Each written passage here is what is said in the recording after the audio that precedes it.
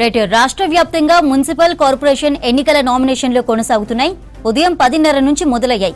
సాయంత్రం 5 గంటల వరకు అభ్యర్థుల నుంచి నామినేషన్లు స్వీకరించనున్నారు. ఈ నెల 30 వరకు నామినేషన్లు స్వీకరిస్తారు.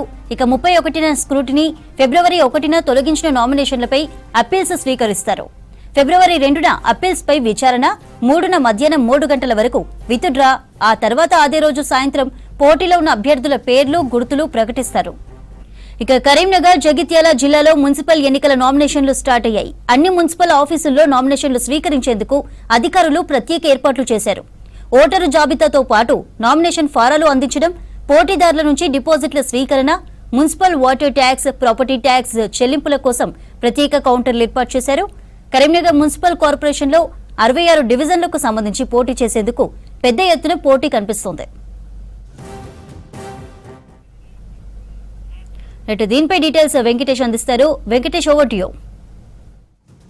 మున్సిపల్ ఎన్నికల నామినేషన్ల ప్రక్రియ మొదలైంది. కరీంనగర్ జిల్లా కేంద్రంలోని మనం కరీంనగర్ మున్సిపల్ కార్పొరేషన్ కార్యాలయం దగ్గర ఇక్కడ మొత్తం 4 బ్లాకులలో 66 డివిజన్లకు సంబంధించిన నామినేషన్ల ప్రక్రియ సాగుతుంది. ఇక్కడ చూడొచ్చు, మనకు మొత్తం బోర్డులు పెట్టి ఇక్కడ హెల్ప్ డెస్క్లు, తర్వాత నామినేషన్ పత్రాలు తీసుకునే వాళ్ళకు, తర్వాత డిపాజిట్ కట్టే వాళ్ళకు కూడా ప్రత్యేకంగా ఏర్పాటు చేశారు. మనం మొదటి ఫ్లోర్లో 12 డివిజన్లు, తర్వాత రెండో ఫ్లోర్లో మనకు 34 డివిజన్ల వరకు కూడా ఈ బ్లాక్లో చేశారు. తర్వాత ఇంకొక బ్లాక్లో కూడా 2 ఫ్లోర్లలో మొత్తం 66 డివిజన్లకు సంబంధించిన నామినేషన్ల స్వీకరణ కోసం ప్రత్యేక గదులు ఏర్పాటు చేశారు. ఈరోజు కరీంనగర్ మున్సిపల్ కార్పొరేషన్తో పాటు జిల్లాలోని హుజురాబాద్, జమ్మికుంట, చొప్పదండి మున్సిపాలిటీలో కూడా నామినేషన్ల ప్రక్రియ సాగింది. అటు జగిత్యాల జిల్లాలోని జగిత్యాల, కొరుట్ల, మెట్పల్లి, రాయకల్, ధర్మపురి మున్సిపాలిటీలకు కూడా నామినేషన్ల స్వీకరణ జరుగుతూ ఉంది. మనకు మున్సిపల్ నామినేషన్ల స్వీకరణ కోసము నిన్న నోటిఫికేషన్ ఇచ్చిన ప్రభుత్వము ఈరోజు ఉదయం నుంచి 10 గంటల నుంచి నామినేషన్ల స్వీకరణ ప్రారంభించింది. సాయంత్రం 5 గంటల వరకు కూడా జరుగుతుంది. ఇవాళ, రేపు, ఎల్లుండి 3 రోజుల పాటు కూడా పోటీ చేయాలనుకున్న అభ్యర్థులు నామినేషన్లు వేయవచ్చు. తర్వాత పార్టీ తరఫున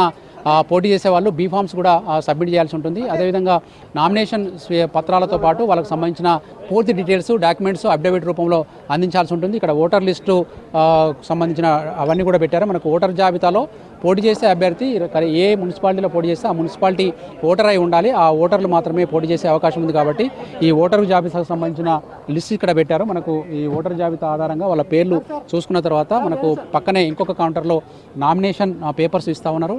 పొందుపరిచి వాళ్ళకు సబ్మిట్ చేయాల్సి ఉంటుంది. జిల్లా కలెక్టర్ పమేల సత్పతి కావచ్చు, తర్వాత మిగతా అధికారులు కావచ్చు, వీటిని మొత్తాన్ని పర్యవేక్షిస్తూ ఉన్నారు. ఈరోజు ప్రతి చోట కూడా మనకు 144 సెక్షన్ అమలు చేస్తూ ఉన్నారు. ఎందుకంటే మనకు నినాదాలు కానీ, తర్వాత నామినేషన్లు వేసేటప్పుడు ర్యాలీలుగా కానీ వచ్చే అవకాశం లేదు. అట్లాంటి కోసం మనకు ముందుగానే మున్సిపల్ కార్యాలయానికి కొద్ది దూరంలోనే వీళ్ళకు ఒక బౌండరీ లైన్ ఏర్పాటు చేసి అక్కడి వరకు వచ్చవచ్చు. నామినేషన్ వేయడానికి వెళ్ళే వాళ్ళు మనకు నామినేషన్ వేసే అభ్యర్థితో పాటు బలపరిచే ఒకరిద్దరిని మాత్రమే లోపలికి అనుమతిస్తూ ఉన్నారు. అదేవిధంగా మనకు ఎవరైతే పోటీ చేస్తారో ఆ పోటీ చేసే అభ్యర్థికి మనం ఇంతకుముందు చెప్పినట్టుగా వాళ్ళకి సంబంధించిన నేర చరిత్ర కావచ్చు, వాళ్ళకి సంబంధించిన ఆస్తులు కావచ్చు, మిగతా అన్ని వివరాలు కూడా పొందుపరిచి అందులో జమ చేయాల్సి ఉంటుంది. నామినేషన్ పేపర్ మనకు ఇట్లాంటి సెట్ ఒకటి తీసుకోవాల్సి ఉంటుంది. దీంట్లో చాలా వివరాలు మనం ఫిల్ చేయాల్సి ఉంటుంది. మనకు నామినేషన్ పత్రంలో మనకు ఏ జిల్లా, ఏ మున్సిపాలిటీ, తర్వాత మున్సిపల్ కార్పొరేషన్లోని ఏ వార్డు నుంచి పోటీ చేస్తున్నది కూడా మనకు ఇక్కడ చేయాల్సి ఉంటుంది. పోటీ చేయి పదవి యొక్క రిజర్వేషన్ వివరాలు మనకు ఇప్పుడు అది ఏ డివిజన్ నుంచి పోటీ చేస్తున్నారో ఆ డివిజన్ బీసీయా, బీసీ జనరలా, బీసీ మహిళ అనేది చేయాలి. తర్వాత తాను స్వయంగా ఈ వివరాలను నింపాల్సి ఉంటుంది. కాబట్టి నేను అని ఒక మెన్షన్ చేస్తూ తన పేరు, జిల్లాలోని మున్సిపాలిటీ ఇవన్నీ చేయాలి. అభ్యర్థి పేరు, వయస్సు, తల్లిదండ్రి పేరు, తర్వాత ఇవన్నీ వృత్తి ఇవన్నీ కూడా ఇవ్వాల్సి ఉంటుంది. తర్వాత ఒక ప్రపోజల్ సంతకం చేయాల్సి ఉంటుంది. ప్రతిపాదకన సంతకం కూడా ఇక్కడ చేయాల్సి ఉంటుంది.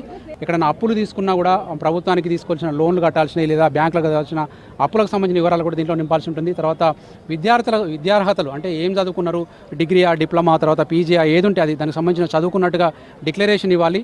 ఇవన్నీ తర్వాత పోటీ చేసే అభ్యర్థులు వ్యయ నిర్వహణ ఖాతా అంటే ఈరోజు నామినేషన్ వేసిన తర్వాత వీళ్ళు ఎన్నికల ఖర్చు కోసం ఎంత ఖర్చు పెట్టాల్సి ఉంటుంది, ఎంత ఖర్చు పెడుతున్నారు, డే వారీగా కూడా వాళ్ళు దీంట్లో మొత్తం ఖర్చుల వివరాలన్నీ రాయాలి. ఈ పూర్తి నామినేషన్ ఫిల్ చేసిన తర్వాత కొంతమంది ప్రతిపాదితులతో సహా వచ్చి మనకు నామినేషన్ వేయాల్సి ఉంటుంది. ఈరోజు కరీంనగర్ మున్సిపల్ కార్పొరేషన్లో 66 డివిజన్ల సంబంధించిన ఇక్కడ నామినేషన్ ప్రక్రియ సాగుతుంటే మొత్తం జిల్లా వ్యాప్తంగా కూడా పెద్ద ఎత్తున సందడిత కనిపిస్తూ ఉంది. ఇది ఓవరాల్గా నామినేషన్కి సంబంధించిన లేటెస్ట్ సిచ్యువేషన్.